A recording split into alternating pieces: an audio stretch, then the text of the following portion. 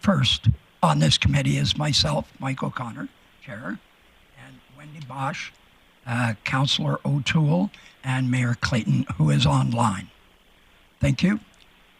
The city respectfully acknowledges the Beaver, Cree, Dene, and Métis people as the original caretakers of these lands and surrounding areas.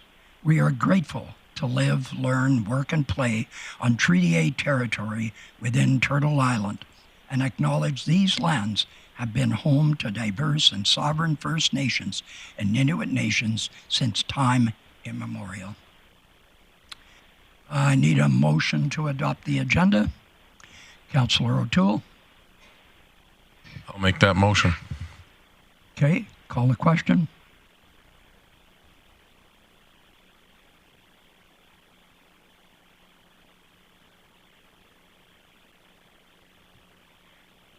That is carried. Thank you very much. And we'll move on to delegations and the Wapiti Community Support System. So please go ahead, and Kathy and Garrett, I always do that to you. It happens, whatever. Okay, the floor is yours. Please introduce yourselves for the camera, and then once your presentation done, we will have committee ask you questions.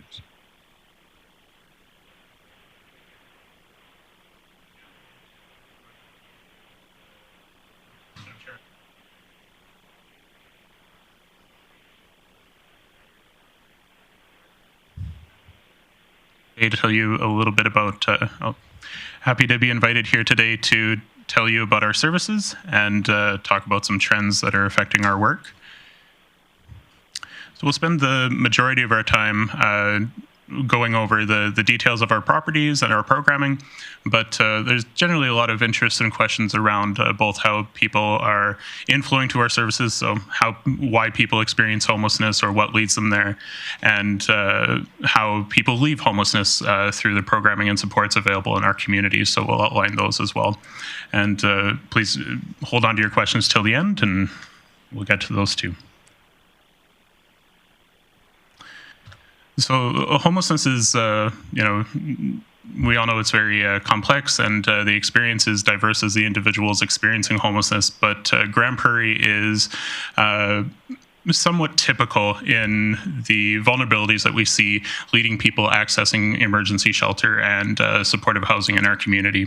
So the main three categories of vulnerability are affordability, the affordability crisis and the cost of living, employment loss or employment change, complications due to mental health diagnosis and substance use. And then one of the greatest growing trends in Grande Prairie is relationship breakdown, family crisis. So that could be divorce, conflict between children and parents, relationship breakdown of intimate partners, what have you, domestic violence, that sort of thing. We don't track a whole lot of hard statistics around demographics of the individuals that come to access our services in terms of where they came from. We are doing that more and more over the last couple of years. The greatest demographic of people using services at our emergency shelter and the supportive housing programs here that we operate are city and county citizens. So most are, like myself, have lived in Grande Prairie for a long time, or the surrounding communities in the county of Grande Prairie. And the smallest, or the next smallest demographic would be individuals who have migrated here from other parts of Alberta. So we can, like Kathy, not originally from the community, but did live in Alberta. And then the next smallest demographic is individuals migrating from other provinces, kind of like Chair O'Connor, coming from Ontario a number of years ago, but calls Grande Prairie home.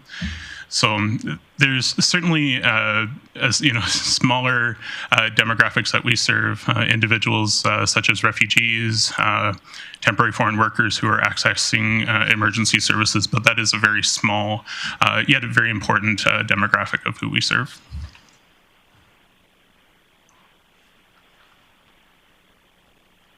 So I'm going to go through a list of our programs. So we have Wapiti House. We have a 55-bed low overdose risk bed. So that's a cot, which there's 43 men's and 12 women's.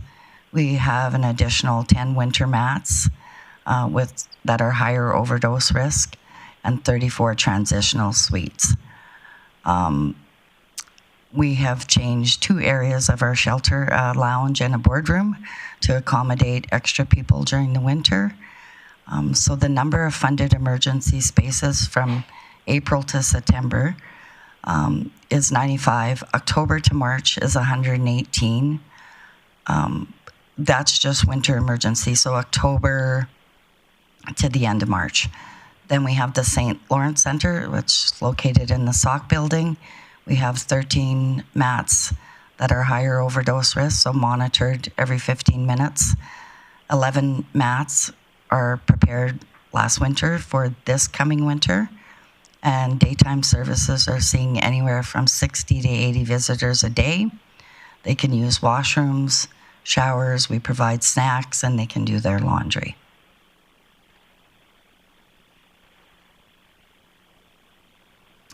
So we have a lot of services right now at Wapiti House. So we are a pilot project with the province. So we've been running some navigation services. We have ID and income supports coming right into shelter to provide services. We have recovery services coordination. We also have a trauma counselor who's been in-house, and she goes between Wapiti House and our new program Foundations. We partner with Northreach and Recovery Alberta. So we have a nurse practitioner once a week. We have supervised consumption site on site. We administer, Northreach administers methadone and Suboxone daily. And we have Recovery Alberta street nurses, supportive housing team, addictions counselor. We do have a cultural worker, but currently the position is open. So lots of services coming right into shelter. Centrepoint that come in, they do housing assessments there.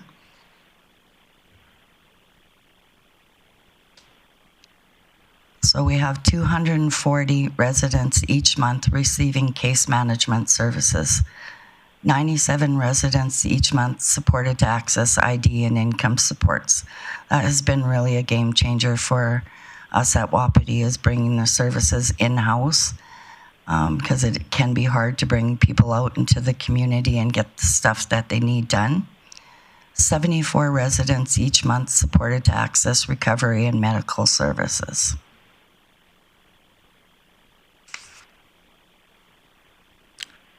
So I'm both classically trained as a statistician and a graphic artist, so you're welcome for these graphs.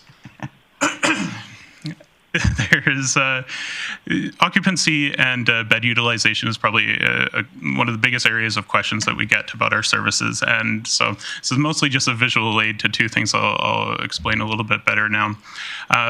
In our emergency programming between Wapiti House and St. Lawrence Center, you can think of the beds in 2 categories. One is where you're less likely to experience, where the individual is seen to be at a lower overdose risk.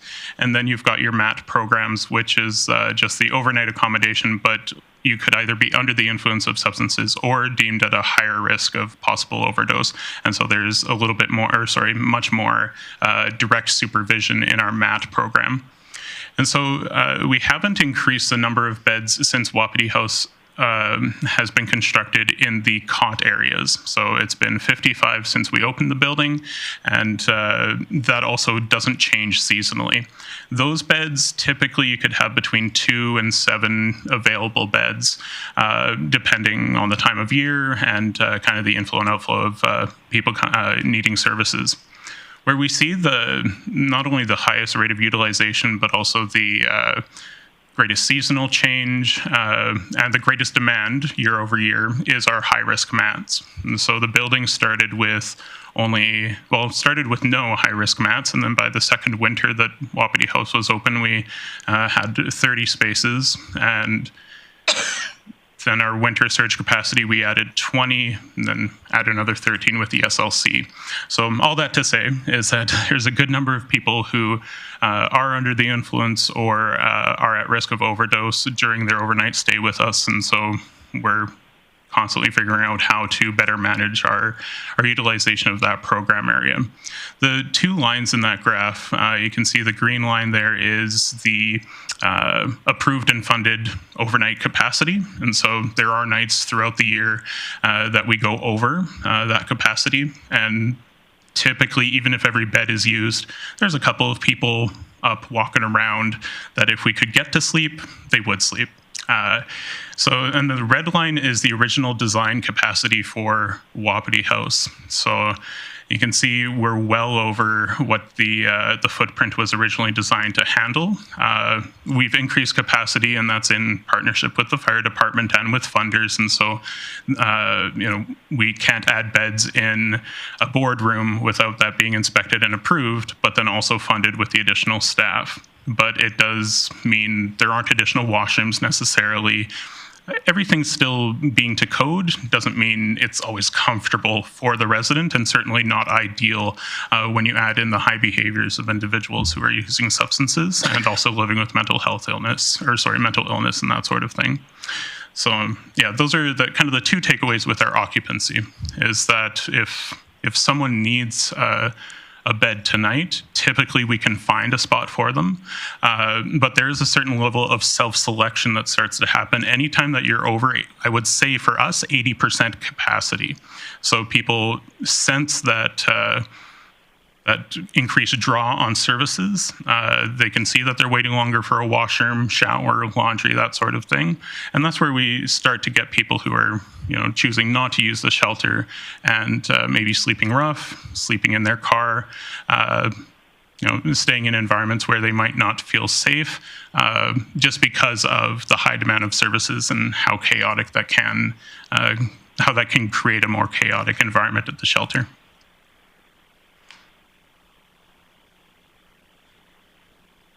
So a couple new projects that we participated in the last year is we took on case management for Oasis apartments. So there's 12 permanent supportive units. We provide services there 7 days a week. So we have daily communication with landlords, eviction prevention, resident wellness, and referrals to community resources we have. That's been really a game changer, having the service there every day. It really is preventing people from being evicted because you can address the issues that come up with them right away. We also opened Foundations, which is a 10-bed substance-free short-term. So typically somebody can move in there for about 3 months. It's staffed 24/7. There's an addiction counselor, trauma therapist. They are required to engage in supports and services and community. So, for example, the first couple clients that we had in the home were men that were going through a divorce, didn't have much supports. So just getting them connected with the community. So helping them go to like Men's Shed, Eastlink Center, getting involved in community so that when they do leave, they have other supports outside of shelter. And that's been really successful, and we're not seeing them return to use services.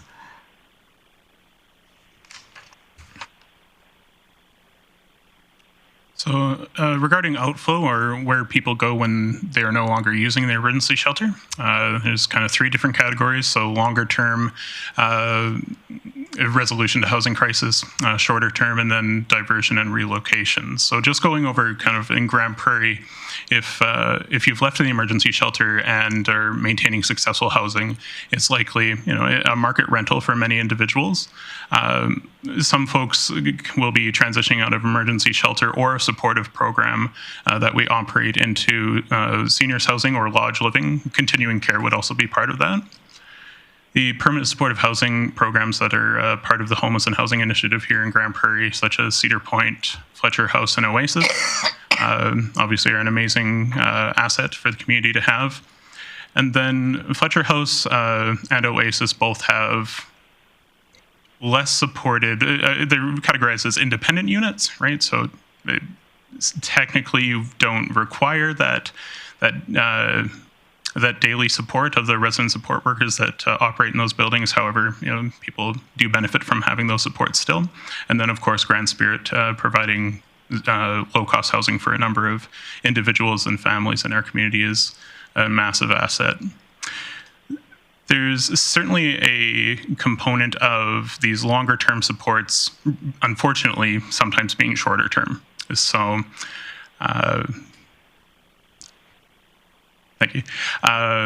So it may be that, there's not always the right type of support and the right type of housing for everyone that would need it. And so we do have a robust intake and assessment process through the Housing and Homeless Initiative with the city. And there's a lot of energy that goes into creating the right type of referral as we're moving people out of shelter into supportive units, especially because they're at a premium. However, evictions do happen, and we're seeing a number of folks return to shelter after being unsuccessful in those other programs as well. You may move on from shelter into a short-term solution. So that's going into remanded into custody, moving on to a treatment program, and maybe pursuing medical care either here or in Edmonton. And sometimes those short-term resolutions to a person's housing crisis can result in a long-term solution as well. So you end up in the hospital, and then you're starting to address some greater concerns. Maybe you go to treatment from there. There's lots of that, but sometimes you end up coming back to shelter as well. Same thing happens when someone is remanded into custody. They might spend a period of time in Peace River or Fort Saskatchewan or Edmonton, and they may not return to us. There's a lot of personal change and growth, unfortunately, that has to happen sometimes in the correctional institutions because of not having any other option. Sorry, get myself into trouble. On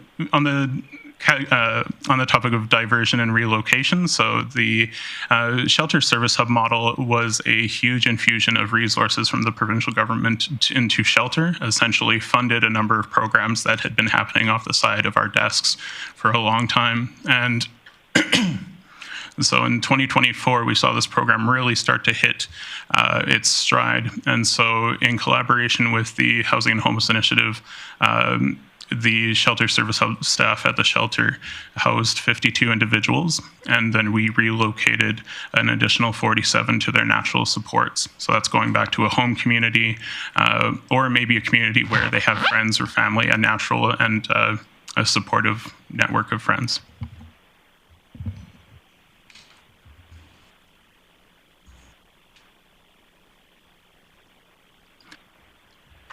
So I would say, well, I think everybody in this room knows that we've undergone massive investment in building out the housing infrastructure for individuals experiencing barriers to housing. Right, so the bringing on board of the Cedar Point building, Fletcher House, the continued support of the other projects as well. There still remains in Grande Prairie a massive gap for individuals who will require low barrier supportive housing and who also use substances.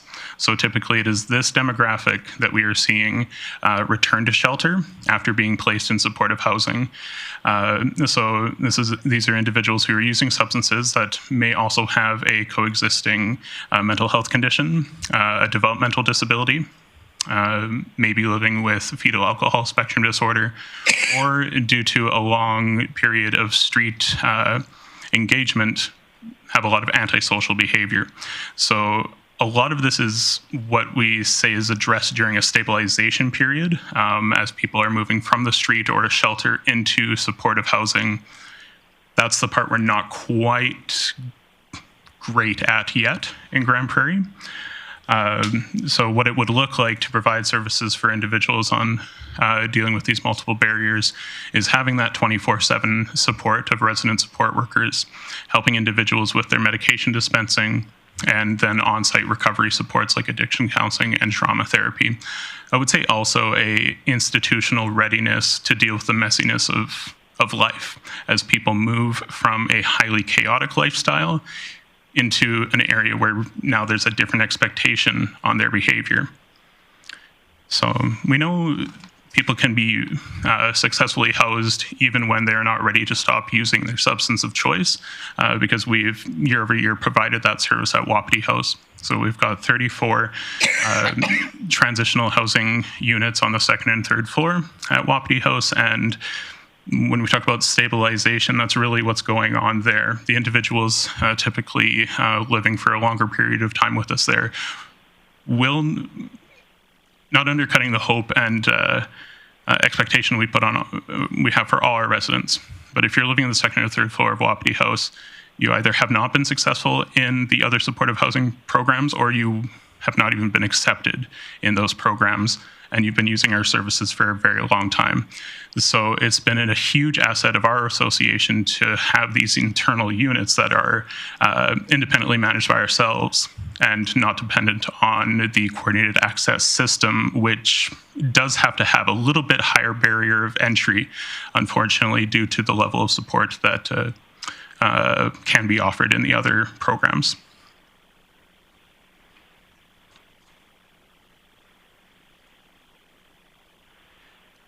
So the biggest indicator, there is a component of homeless census that happens every couple of years called the point-in-time count. It's a federally mandated census that happens, I think, attached to the Reaching Home funding that goes out to communities. In 2022, I think our last count was, and it estimated our homeless population at being around 320 individuals. Point-in-time counts are not perfect. It's really just that snapshot in time of one night of the year. So what the Housing and Homeless Initiative staff have been doing in the funded programs is doing a by name comparison of program access. And so this summer, we've hit around the 550 mark of individuals who were homeless and accessing services during that time. And you can see it's been growing since February.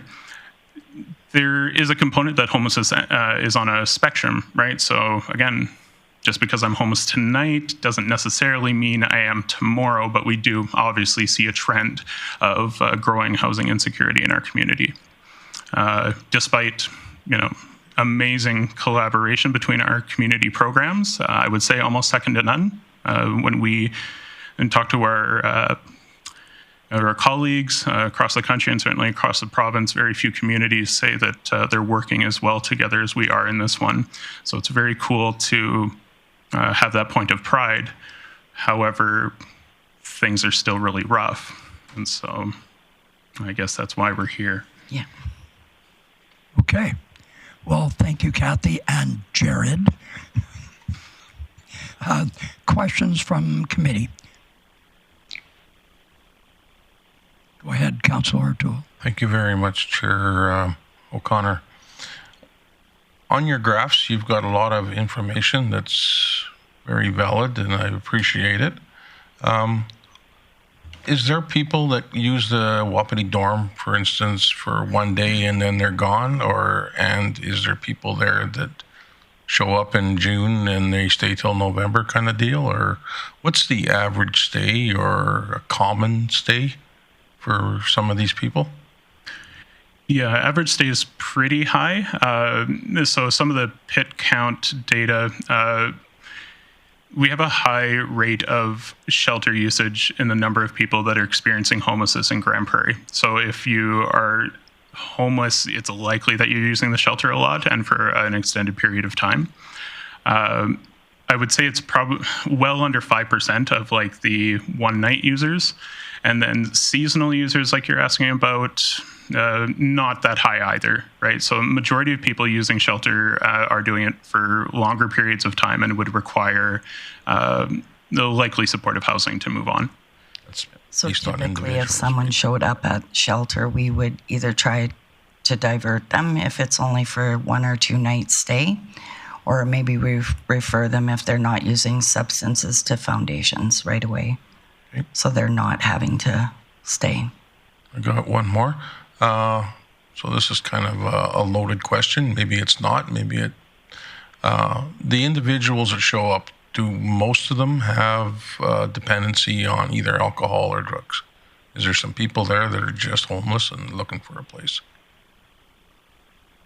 Typically, no, there's some kind of addiction, whether it's drugs, alcohol, gambling, sex addiction. We're seeing all forms of addictions. Okay, thank you. And the only thing I would add there too is the co-presenting of mental health and other disabilities, or mental health diagnosis or disability. So, and that's what's kind of driving a lot of the chronic use of the shelter. Is individuals with FASD, individuals with complex mental health conditions, and then also substance use, which is typically how it goes. When you can't access mainstream healthcare, you access alternative forms of self-medicating. Okay, thank you. In the queue is Mayor Clayton. Thanks, Chair O'Connor. Question regarding the slides with the low barrier housing for people who use substances. I'm assuming that's not substance use on site. Maybe you can expand a bit on that for me. So yeah, we obviously don't encourage people to use any substances on site, but we do know that we are serving individuals who live upstairs who are still using substances. So it's working with them to engage in the supports. And so, for example, we have one individual who has been homeless since I started working here almost 7 years ago. But this year we've actually seen a change in the individual. He had suffered some trauma in his life, and now he's been seeing the trauma therapist and is actually engaged in going on treatment for ODP and regularly seeing a therapist. So it's probably the best I've ever seen him. So having those supports, but it is a crisis in our community, and it's all over our community, unfortunately, the addictions. So, yeah. Yeah, certainly there is the component of needing supportive housing for individuals who use substances, but not within a workplace, not being able to allow people to engage in those high-risk behaviors in their suite, especially if the safety concern that would create for staff, but also other residents. Although it's kind of a couple of things. You can't have that in a supportive housing program, but the majority of people using substances are housed, and we know that, right? So most drug use and the statistics from Recovery Alberta show that most people dying of overdose in our community are not street engaged at all; they're housed, and so we do know just through years of research in Canada that most drug use happens in homes, not on the street and not in shelters. And so although there's a strong link between substance use and vulnerability to homelessness, it's also a pretty strong link between remaining housed in there too. So I don't know what the answer is there. So for example, if we have somebody who's been off property, we do have an individual who goes off property. He does drink. When he comes back intoxicated, he may be required to use the MAT Intox program that night before going up to his suite, so that he's not putting any staff at risk or other clients at risk. Okay. Mayor Clayton, you had a supplemental? I have a couple questions, but on that line, are you doing bag checks or no? Yes, we do bag checks at the door. Perfect, and I'll get back in the queue for another question, Chair O'Connor. Okay. Go to Councillor Berg, then Councillor Bressy, then back to Councillor O'Toole. Yeah, thanks, Chair O'Connor. A couple questions around the homeless count. Just using your most recent number, 550. Recently, within the last year, we've added Cedar Point, Fletcher House, which should hopefully bring that number down. But I'm just kind of curious, do you have numbers from previous years to show how we're trending, or if we're making a dent, or what kind of progress we're making?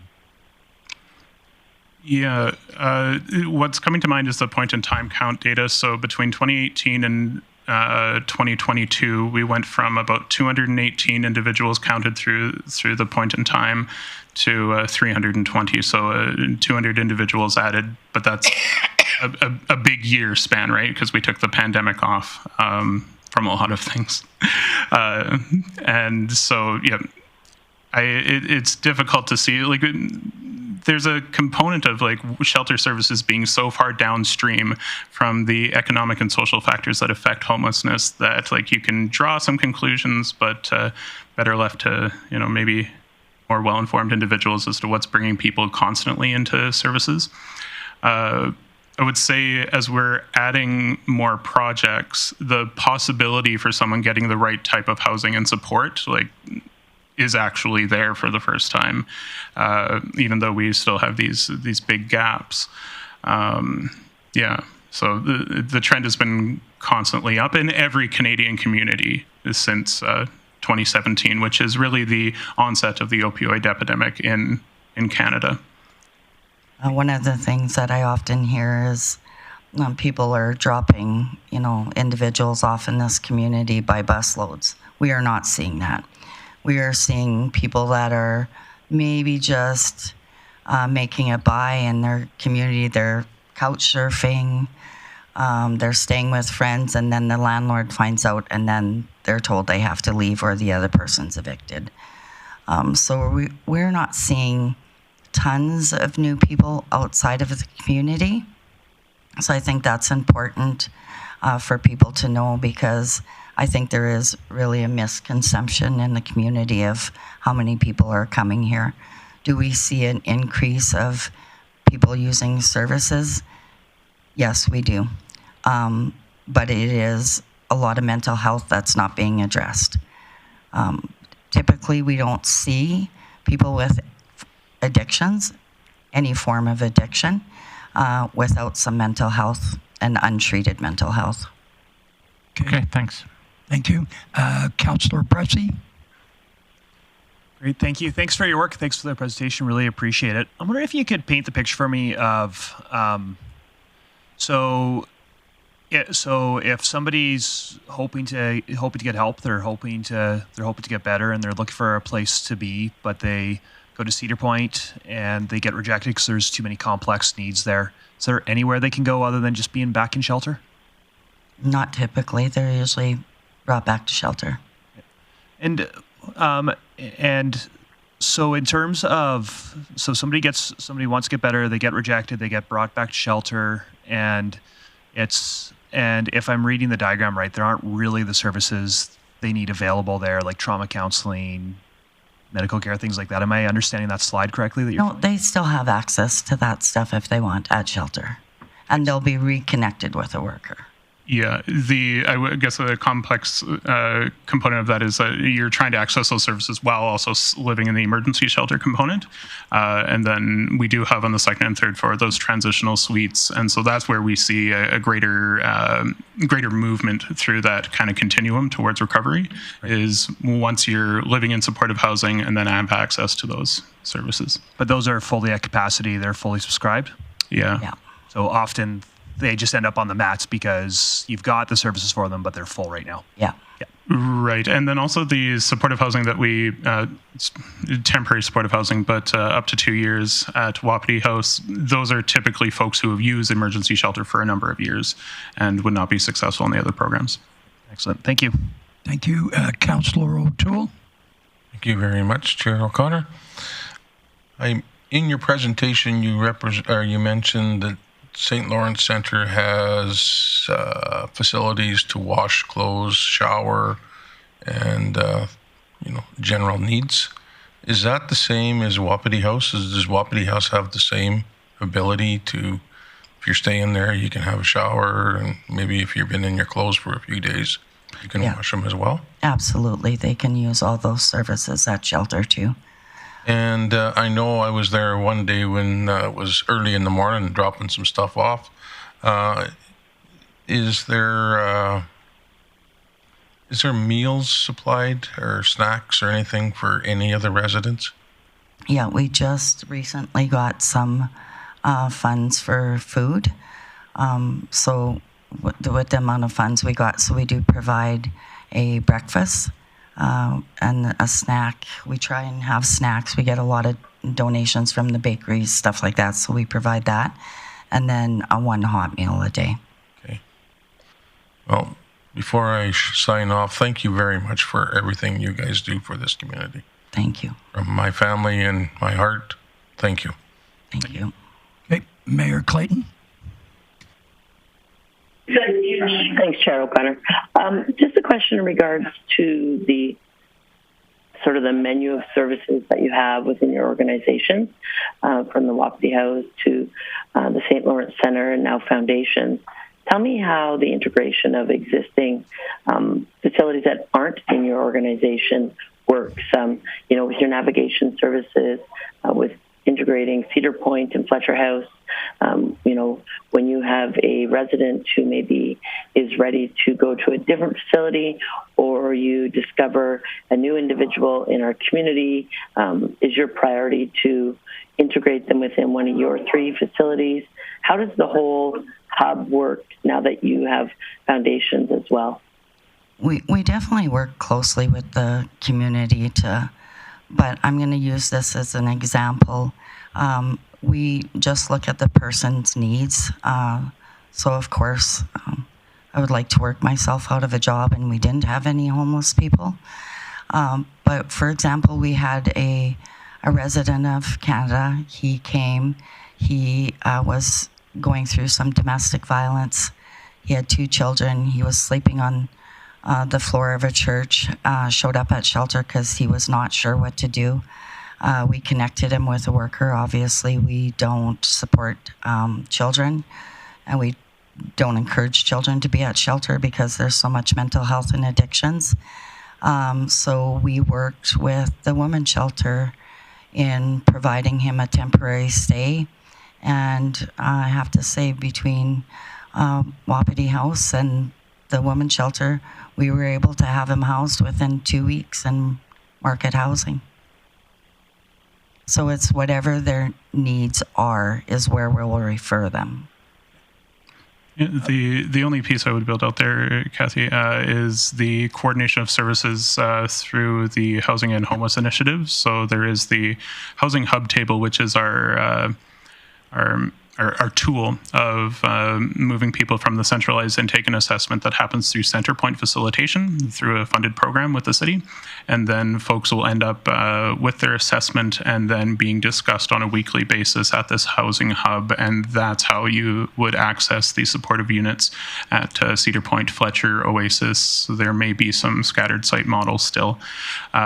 So we've always had that. I think there's been massive quality improvement in that process in the last 18 months, kind of between that 18-month mark and the pandemic. Things were struggling. We weren't moving people through as quickly. And part of that was not having the options that we do now, so Cedar Point and Fletcher. For most communities, the focus is on centralized intake and assessment. So I would say that has to be the bread and butter of a community housing response or homelessness response. But then if shelters are not doing a bunch of other stuff, we'll continue to be overwhelmed in terms of demand of our services. So it's really finding out how to best coordinate all of that. And how it happens on a day-to-day functional level is our supervisor for our shelter service hub workers, so the case managers that are in-house, is also our representative on the housing hub table. So there's a functional dynamic to making sure that everyone's talking about the same individuals. I have Mayor Clayton, and I have a comment. Just clarify for people what the role of your MAT program at Wapiti House is and what happens to them during the day, and correct me if I'm wrong, do they not then go to St. Lawrence Place other than the people on the second and third floor? Would you clarify that for people, please? Yeah. The MAP program runs from 9 p.m. to 9 a.m. in the morning. And then when people are getting woken up and they're getting ready to leave for the day, they do go to St. Lawrence Center. But so residents who live upstairs can be there all the time, and clients can be there all the time.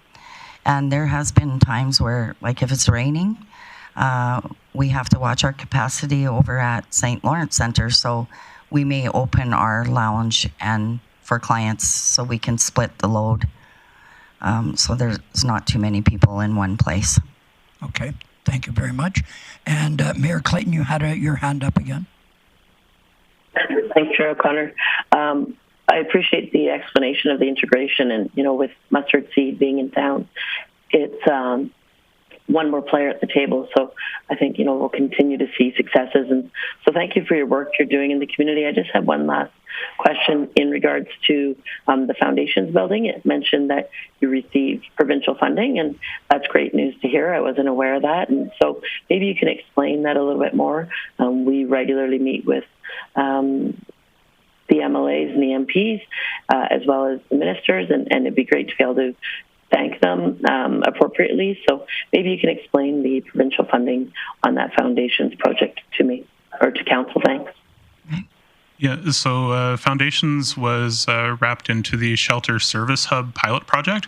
And so Shelter Service Hub was essentially in empowering shelters, first in Edmonton and Calgary, to properly facilitate people exiting shelter and really through a single funder enable that. And so in Grande Prairie, how we were kind of stopgapping that in previous years is we would have the funded agencies through the Housing and Homes Initiative come in and provide services like case management and the housing readiness stuff and housing access activities. It worked as well as probably it could, but really in-house supports is what's required. And so Grande Prairie was added, I think, in kind of the middle of the pilot project that was happening in the other communities. And so that added the case managers who do a ton of navigation work, and then also wrapped in the Foundations project. Foundations, it's a substance-free transitional housing program. It's 10 beds, typically 7 for men, 3 for ladies, and it is attached to that pilot. It's expected that the pilot will expand, not contract, over the next couple of years to add more communities, so we're also remaining hopeful that Foundations will be sustainably funded. How it works there is essentially just providing a less chaotic platform for people to address their immediate housing need, and that's how it fits kind of in that Shelter Service Hub model. So it's through the ministry that typically funds emergency shelters. Okay, Councillor O'Toole, I just want to let everyone... Sorry, I had a supplemental, if that was possible. Oh, always Mayor Clayton. Thanks, Chair O'Connor. So sorry, with that project, you received capital dollars to acquire the facility, and then you're receiving operational dollars as well? No, it was only operational funding. We, I don't know what the technical term is, paid cash for the building. Okay, thank you. Okay, and the last person, Councillor. Last question. So the mobile, what do they call it? Addiction truck that's out there? Supervised consumption site. I don't want to ask this question the wrong way, but what changes would happen, or what would you see different if that facility wasn't there? So I'll let you dive in, but I'll be traveling to Ottawa in October to give a presentation at the National Alliance to End Homelessness Conference, and my presentation will be on the effect of frontline workers that the opioid crisis has had, and essentially on the mental health of frontline workers. And so the years before, we had the supervised consumption services available, which means paramedics on site, nurses, oxygen to be administered in the case of adverse reaction to substance use. All of that was put on myself and my staff prior to having a supervised consumption site on site. So in the darkest months, we'll have 40 people experience overdose outside of the supervised consumption service, like not out physically outside, but aside from what goes on through the funded supports that Northreach has there. So we're asking, people who are really barely making a living wage, but thankfully to the provincial government are now making a living wage. People with not a lot of experience to address these overdoses. And so that even happens now with the supervised consumption services. You take that away, we will massively compound the turnover at the shelter. We'll increase the number of mental health crises experienced by frontline workers, and we'll have deaths. Thank you very much. Okay. Great presentation today. Okay. Thank you very much. It's a very complex issue that a lot of people in the community do not understand what you and your staff go through on a regular basis. So kudos to you, and keep up the good work. Thank you. Thank you. Sure, O'Connor. Thank you for having us.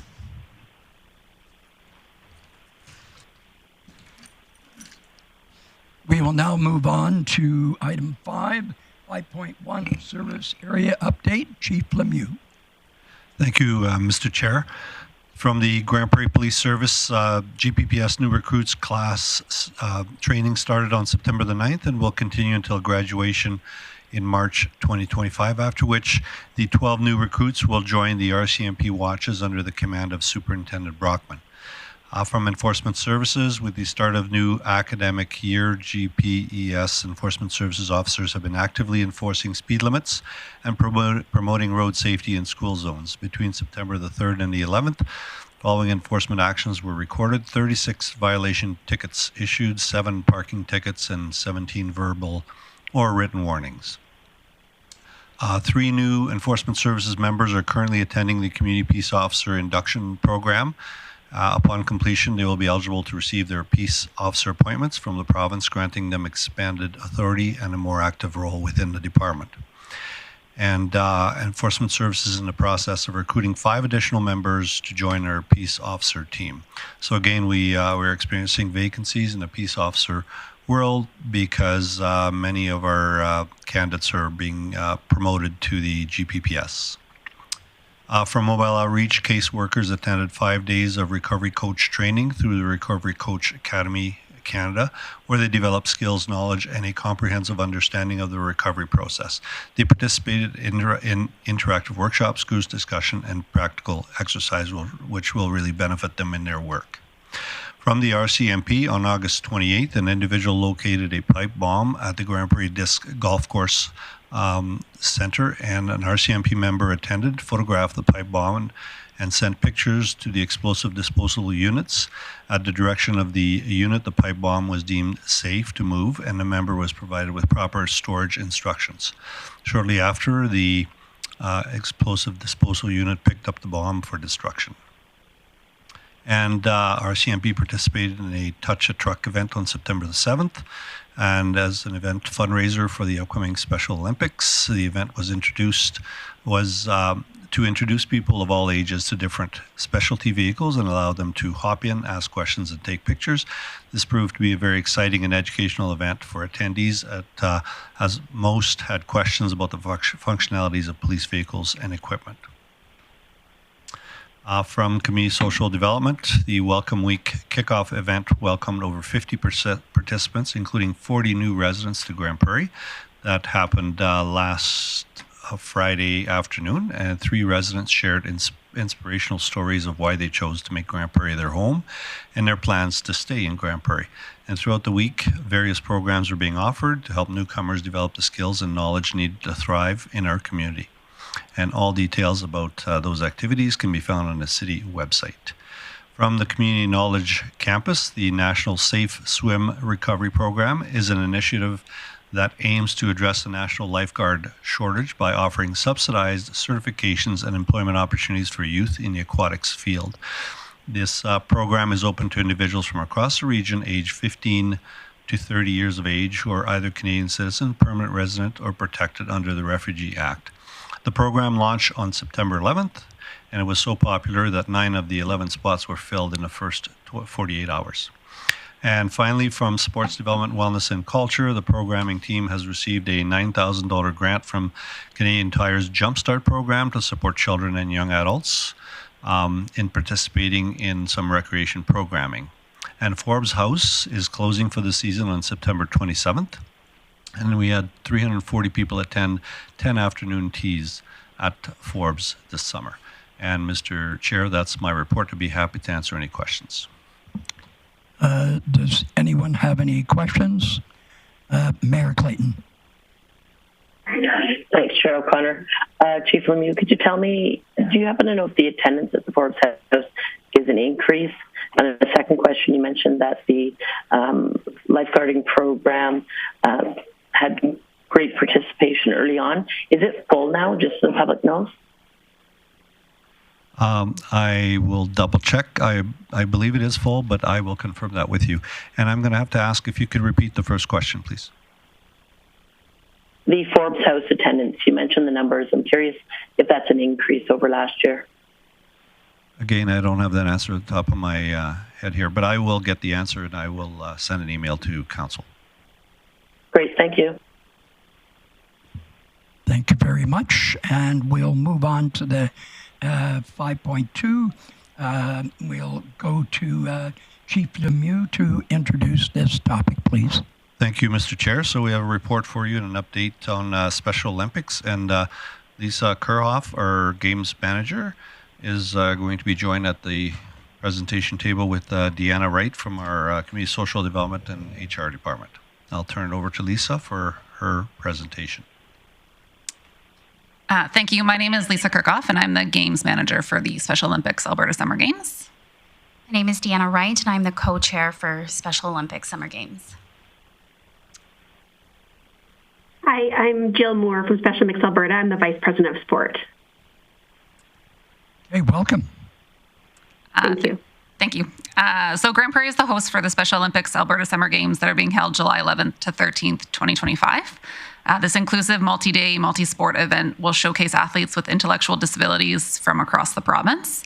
Our 3-day provincial event will bring together 1,350 athletes and coaches from 15 municipalities across Alberta.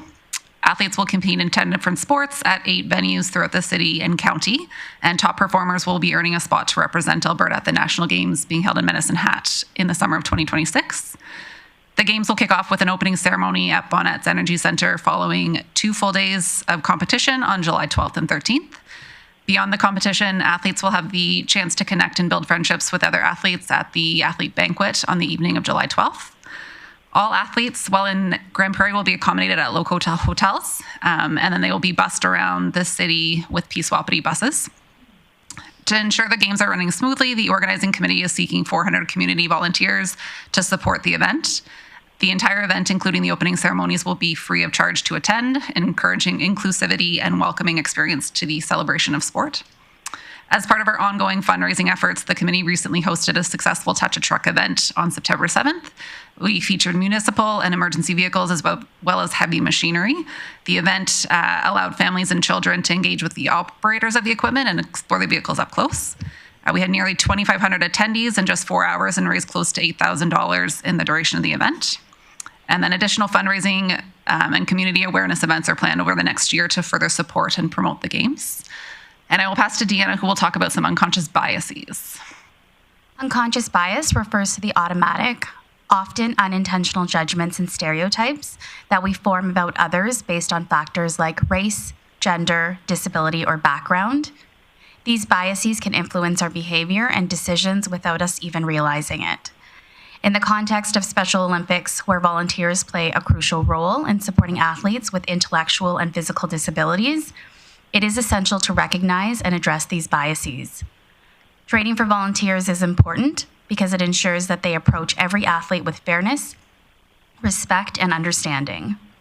It helps create an inclusive environment where all athletes feel valued and supported, regardless of their abilities.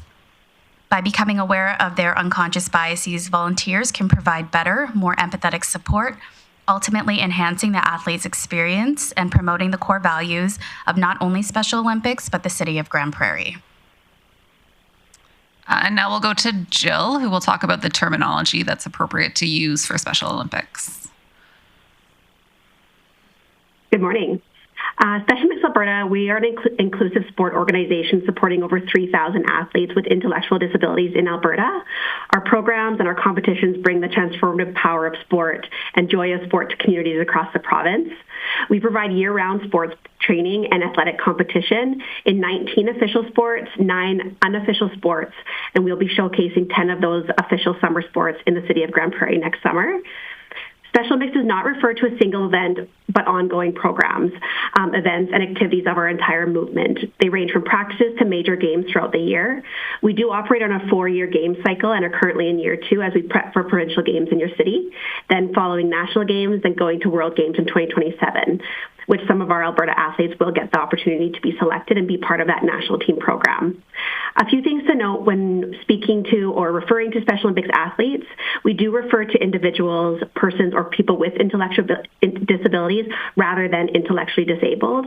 We refer to all Special Olympics athletes as athletes, not kids, which is a common mistake. Adults are an integral part of our organization and our movement as well. However, Special Olympics athletes that are attending provincial games, ages will range from 14 to 60 plus years of age, so a wide range of variety and diversity within our members. We are very excited to bring our provincial game to the city of Grande Prairie next summer. We're thrilled for you all to witness the power of inclusion through sport, and we look forward to meeting you all next July.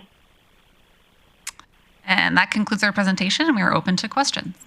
Yes, just before I go to committee, just a clarification. I noticed that the Northwest Territories and Saskatchewan are part of the event. As this is a qualifying event for Alberta to make the nationals, how do the Northwest Territories and Saskatchewan fit it? Are they tagging on because of costs? And will they qualify for their provinces at this event? Thank you for the question. I will defer to Jill, who will have a better answer than I can provide. Yes, thank you. Northwest Territories is a very small chapter, and they don't have enough athletes in their chapter to run a full game. So they have typically always joined our summer and our winter games. Northwest Territories and Saskatchewan will also receive a games quota. So they won't take spots or quota from our athletes or our coaches. And then Saskatchewan, same thing. They have 1 or 2 team sports, and they're looking at potentially bringing a soccer team just to increase that quality of competition. But they will also receive quota in their sports. So it's really just to be open and help support fellow chapters who don't necessarily have the quality or quantity of competition within their individual chapter. Thank you. That's, excuse me, that's very magnanimous and very important that you're doing this to be very inclusive. Mayor Clayton. Thanks, Chair O'Connor. I wondered, Ms. Kirchhoff, for public consumption, if you could name the 10 sports. And also, I wasn't aware that there was going to be competition in the county as well. Wondered if you could tell me which activities will be there. Thank you for the question through the chair. If I can name all the sports offhand, so basketball, bocce, which will be played in the county at the Sportsplex, along with soccer at the Sportsplex. And then we have swimming, powerlifting, rhythmic gymnastics, golf, softball, bowling, and there's another one with a B. Athletics. Athletics, not a B. So yes, in the county will be bocce and soccer. Thank you for that. That's it? Okay. No other questions from committee? Well, thank you very much, ladies, for coming in, and we look forward for a very successful event. Thank you. Thank you.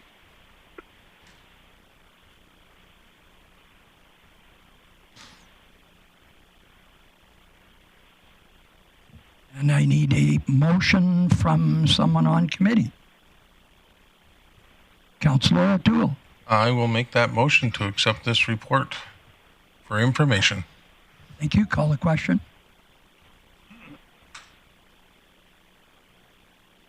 Mayor Clayton in favor. That is carried. Thank you very much.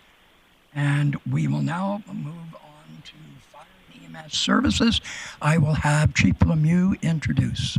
Thank you, Mr. Chair. And before I move to that topic, I just want to mention that our Special Olympics team has prepared a brief online training orientation for volunteers, and we'll circulate that to Council, so Council has the opportunity to also have a look at that training opportunity.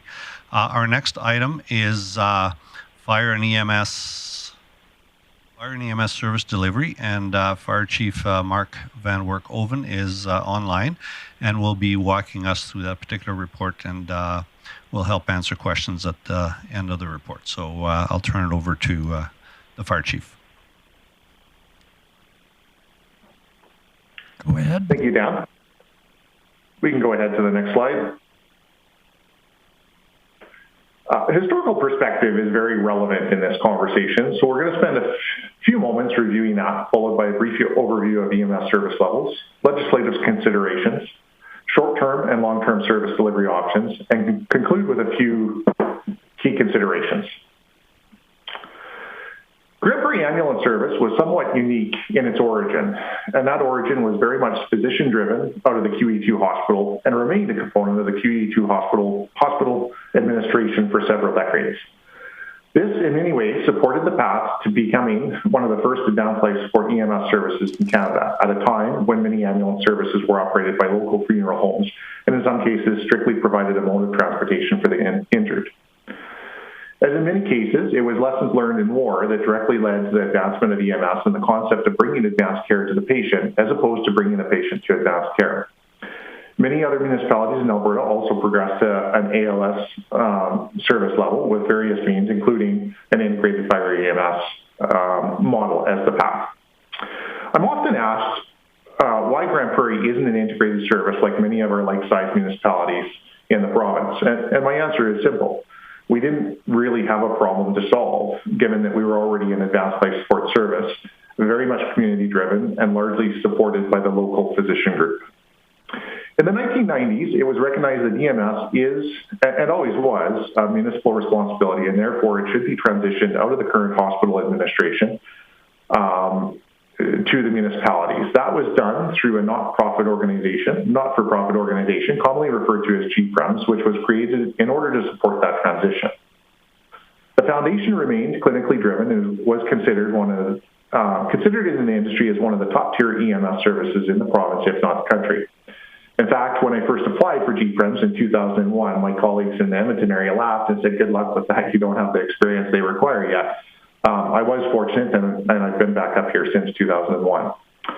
Also should be noted that GPREMS remained an advanced life support service through its history with very aggressive key performance indicators and a high degree of community recognition.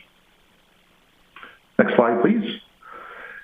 In the later 2000s, the provincial government announced that it would be assuming responsibility for EMS service delivery in the province, which in turn removed the financial obligation of local governments to fund EMS delivery, with the exception of the MFR programs.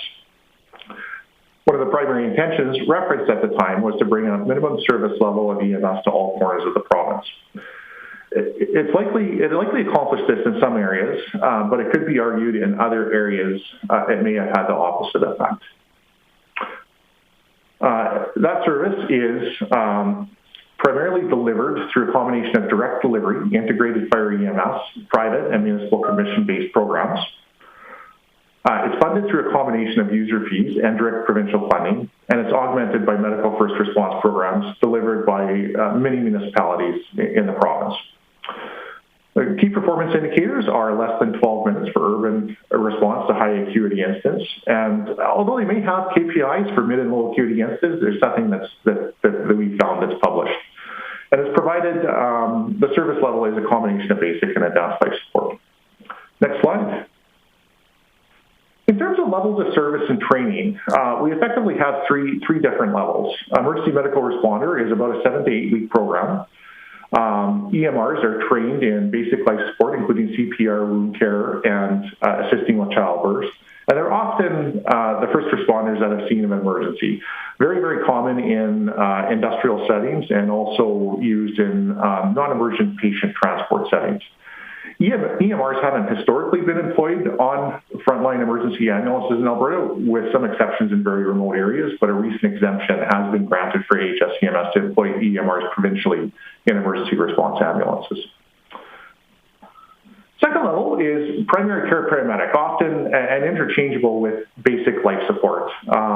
This includes a one-year classroom program in addition to the EMR program, provides a broader scope of practice than EMRs, and allows primary care paramedics to administer specific medications, perform intermediate airway management, and provide a more comprehensive patient assessment and care. Next slide. And the final level would be advanced care paramedic, which is an additional 2-year program in addition to the EMR and PCP prerequisites, which includes extensive training to allow them to perform advanced procedures such as airway intubation, manual defibrillation, various cardiac procedures. It's also not uncommon for advanced care paramedics to have additional certifications in advanced cardiac life support, pediatric advanced life support, and neonatal resuscitation. Also should be noted that they can administer thrombolytics or what are commonly known as clot busters. And they not only staff advanced life support ambulances, but they're very common in specialty roles such as community paramedics, tactical EMS, and hazmat or incident response. They're sometimes referred to as bringing the emergency department to a patient. And so the final piece of this, when we talk about levels of service and training, I've been asked what's the difference between a primary care paramedic or an advanced care paramedic from a citizen perspective. And the best way I can explain that is if a citizen were to have a heart attack and a primary care paramedic or basic life support ambulance were to respond, they're going to receive a high level of care. That basic life support ambulance is going to work to stabilize them, make them comfortable, and transport them to the hospital, at which point they will see an emergency physician. They'll likely have an ECG of their heart, some lab work. That emergency physician will probably consult with a cardiologist in a metro area, and that emergency physician will administer the clot busters, the thrombolytics, at which point a second transfer will likely be coordinated to send that patient via air ambulance to a large metro area. The difference, if that citizen received an advanced life support ambulance, is that ambulance will show up, do all of the same things. They may actually take that ECG right there in the patient's home or in the ambulance. They'll consult with a cardiologist from the ambulance, and they may administer the thrombolytics in the ambulance, at which point they would drive directly to the airport or a rendezvous location for that patient to be transported to a cardiac care unit in the metro area. Next slide. A few legislative considerations, and the first and foremost is Alberta Health Services is responsible for the provision of emergency medical services in the province, which includes ground and air ambulance service operations. HSCMS does this through a combination of 31 contracted EMS providers, including municipal fire, EMS commissions, and private contractors, which in turn supply ground ambulance services throughout Alberta. The Alberta government provides funding for EMS, and it should be noted only a small portion of actual cost of the emergency health services provided is charged to the patient if they receive a bill at all. Of course, the Alberta government sets and enforces standards and required practices for ambulance services. Next slide.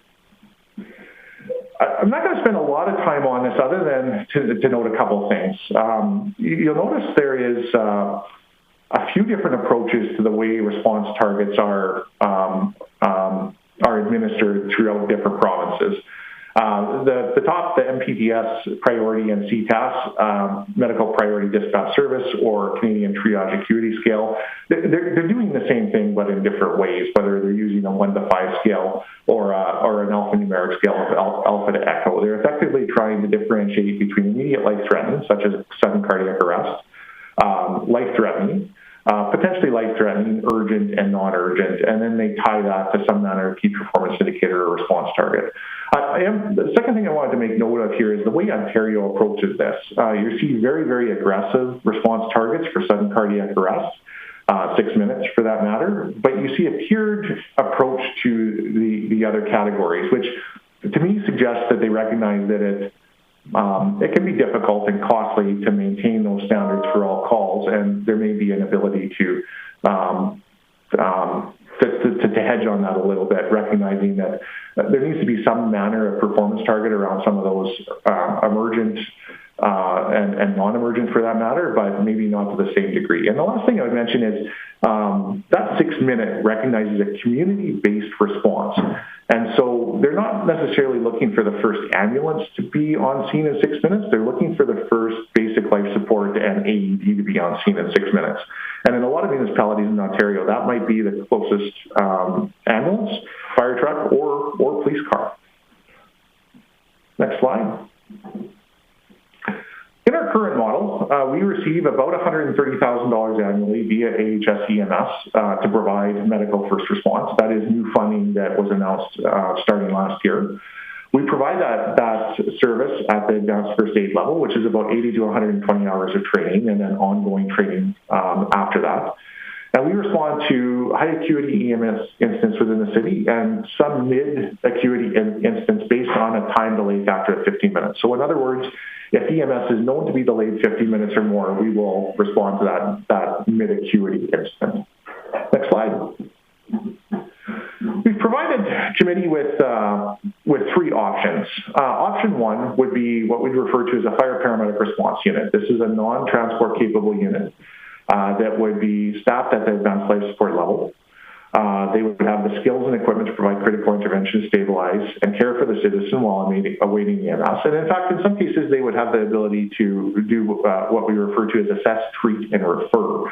Again, being at that advanced life support level, it may not require an ambulance transport. It may require a referral to some other service, such as 811 or community paramedics. Significant risk reduction in terms of the current tasking level of fire suppression resources in this model. This doesn't mean that fire trucks no longer respond to medical calls. It simply means that in the event that EMS is delayed, that fire truck can be redeployed if a fire or other high acuity incident was to come in, and that crew of two in the SUV would remain on scene with the patient providing stabilization. This is not an unprecedented model. In the Alberta EMS Advisory Committee recommendations, there were two pilot projects approved, one in Spruce Grove, one in Stony Plain, to do exactly what this is. Perhaps a little bit of a nuance in Spruce Grove in that they're doing it in a transport-capable ambulance, whereas Strathcona is doing it in effectively an SUV. There are some other potential advantages to this model in that there is an ability to provide hazmat-specific advanced life support or tactical EMS support for GPPS.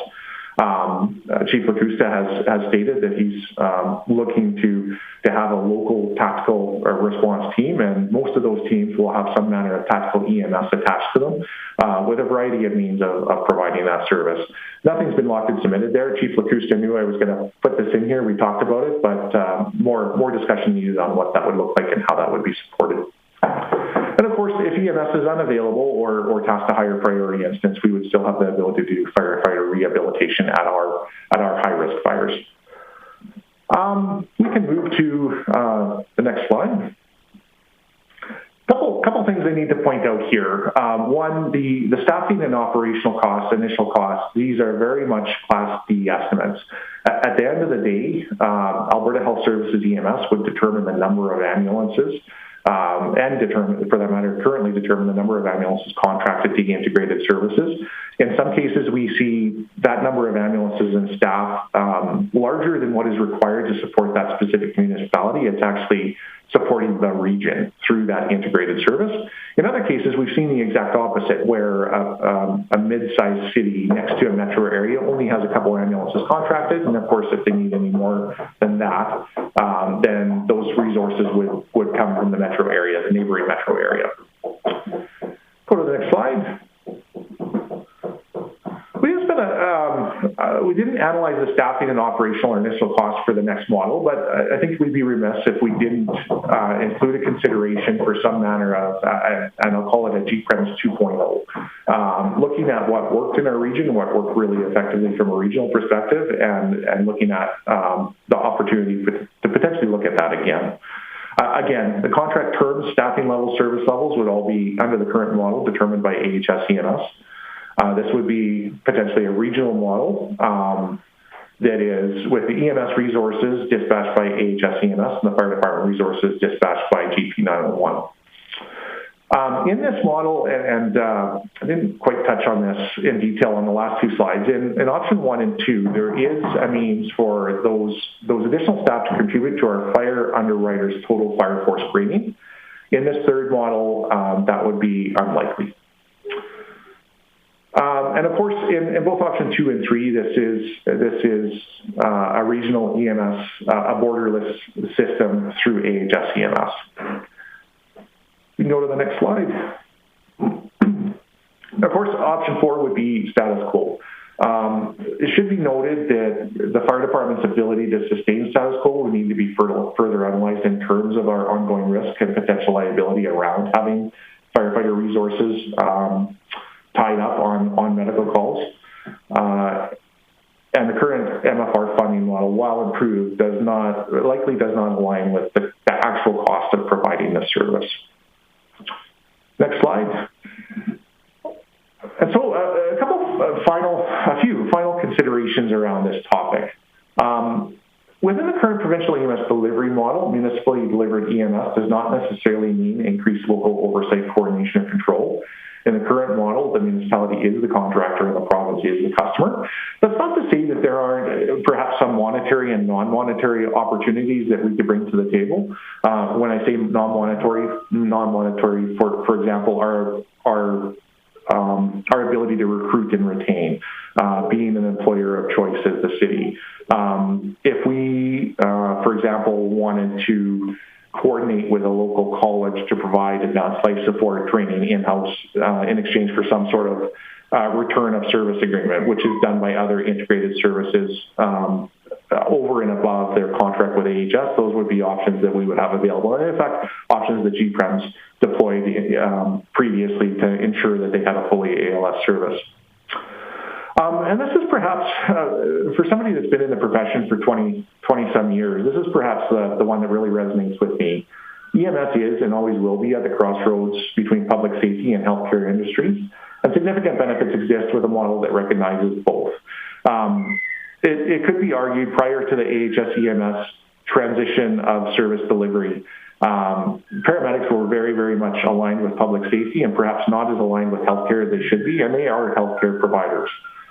Some would argue that the reverse is true now. They're very much aligned with healthcare, but they've perhaps lost some of their linkages with and interoperability with public safety. I'm convinced, and many of us in the industry are convinced, you don't have to have one over the other. You can have both. I'm also not convinced that we have that right now, but I'm encouraged that the conversations are leading that way. And I'd also be remiss if I didn't point out paramedics have the highest minimum pre-employment education requirements of all first responders. This isn't to take away from the significant requirements of police officers or firefighters. There are police officers and firefighters that spend months, if not years, preconditioning to be successful with an application into one of those roles. But from an education perspective, it can be upwards of 3 years. This obviously adds some level of complexity in terms of our recruiting and retention, regardless of what delivery model we're talking about. Next slide. Very much appreciate the opportunity, Chair O'Connor, to present on this important topic, and happy to take any questions. Yes, I'll look to committee for questions. Councillor O'Toole. Thank you very much for your presentation, Chief.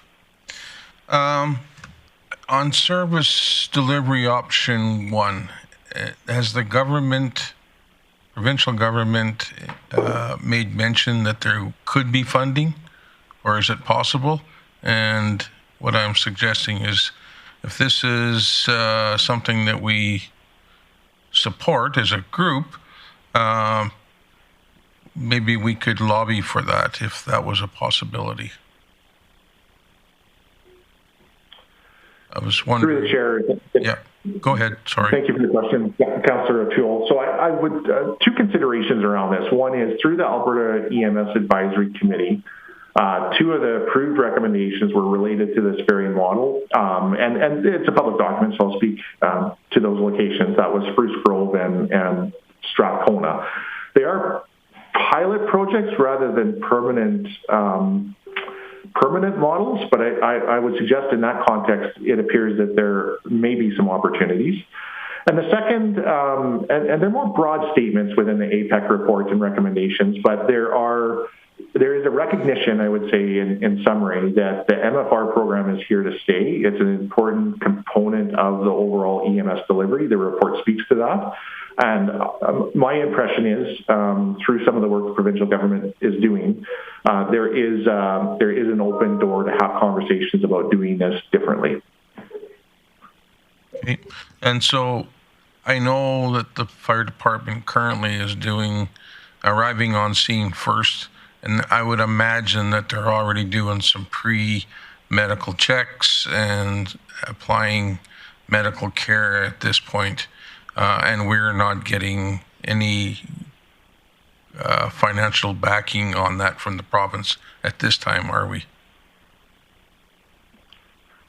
Through the chair, last year we received approximately $130,000 in funding for what we do in the MFR program. That's anticipated to continue for the next 3 years or thereabouts. The number is dynamic. It changes based on our call volume. They haven't released the actual funding model or how it's calculated, but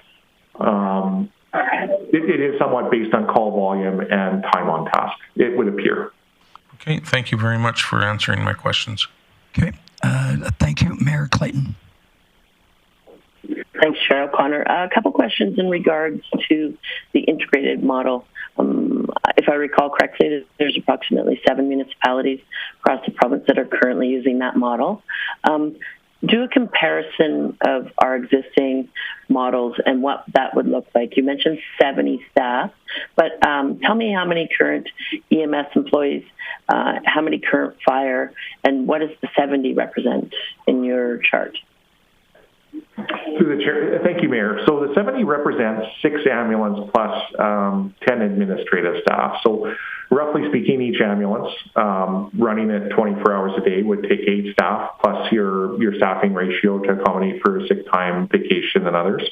That is based on 6 ambulances, which is about, as I understand where they are now, 6 to 7 ambulances based out of Grande Prairie. Now, where this gets a little bit, for lack of a better word, sticky. Historically, a lot of rural ambulances would respond into Grande Prairie and do what are referred to as wait and return transfers. In fact, 40-50% of the call volume in my day was interfacility transfers, small hospital to big hospital. Those ambulances become redeployable when they get into the city. And so it could be argued we're a net benefactor of that in a historical context. So that number of ambulances that are actually based out of Grande Prairie may be low. The flip side of that is, and what we might be seeing in the last year or two is the exact opposite. We're seeing, or it's been inferred that ambulances that are based out of Grande Prairie are actually going out to cover some of these rural areas for the entirety of their shift or a big portion of their shift. And so it's difficult to answer that directly, Mayor, and forgive me for not. It all depends on that environment, and that environment has changed. If I could, Chair O'Connor. Go ahead. So current in that model, what would the staff complement look like with the fire department if we were using an integrated model? Rough order, assuming 6 ambulances is what AHS EMS would contract, we estimated 70 additional staff. It's my understanding in an integrated model, there are fire personnel that become trained in EMS. And so how then are you not seeing a reduction of one of the teams? Thank you, Mayor. And through the chair, yes. And those efficiencies, if we were to get into more detailed assessment of this, there may be an opportunity for some efficiencies there. But I have to temper that with our minimum staffing per station right now is the minimum number of firefighters it takes to staff a fire truck. And so in that context, it maybe doesn't give us the room that it would give other municipalities that might have 1 or 2 extra firefighters. I don't want to say extra, but additional firefighters to staff a light apparatus that could staff an ambulance. Thank you. Okay. Seeing no other questions, I need thank you very much, Chief Van Werkhoven, and I'll pass it on to Councillor O'Toole for business. All right, I'm going to make a motion that committee recommend council advocate for a minimum EMS service levels and performance targets that meet or exceed those previously demonstrated in the city prior to the implementation of AHS EMS, as well advocate for sustained provincial funding to implement option 1. Okay. That's motion is in order. I'll call the question.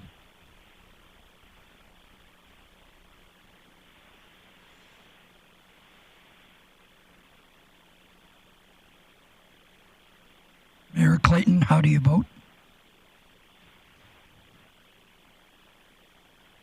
Thank you. That's carried. We have no correspondence, no other business, no bylaw and policy. My apologies, Chair O'Connor. I have my hand up for subsequent motion. Yeah, it disappeared there on me, so I thought you were good. Go ahead, Mayor Clayton. Oh, I did want to speak to the existing motion, but I had a question in regards to potentially another motion.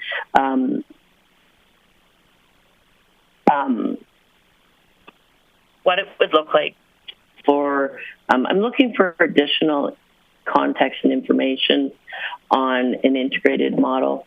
There are other municipalities that are doing this and that are happy with it. But it doesn't make sense if we're just going to have to add more staff. In my interpretation from other mid-sized city mayors, they have an integrated model with a total deployment of integrated trained people that are EMS trained, fire trained. And so finding those efficiencies is sort of where I'm interested. And so to get that information, is there significant work required? Is it something that through conversations with some of your colleagues across the province you could find out? Or if it requires significant work, then I'll deal with this at another time. But if there's something that you could bring back to committee for information on what an integrated complement of staff would look like, I'd be interested to know. Chief Van Werkhoven. Thank you, Chair O'Connor, and thank you for the question. Mayor Clayton, if you bear with me for 2 seconds, I might have some of that information here for you right now. In a perspective of firefighters per 1,000 citizens, we do track that across all the fire departments, and I could just give you that range if you'd like, or I can forward that. I could forward that after. An email would be great. If you have that, I'd appreciate that. Not a problem. Okay. Thank you very much. Anything else? Okay. Seeing none, I will move on to item 8, outstanding item list. Chief Lemieux. Thank you, Mr. Chair. So today we dealt with item 1297, so we can remove that from the list. Items 1332 and 1328 on food security will come back on October the 7th. So that's actually Q4. So if we could update those to Q4. And the last 3 items also need to be pushed back to Q4 of 2024, please. Okay. Councillor O'Toole. Thank you very much. I'd like to deal with business. I move the committee receive the September 17th outstanding items list as amended for information. Okay, thank you. And that is carried, and we will take a 5-minute break.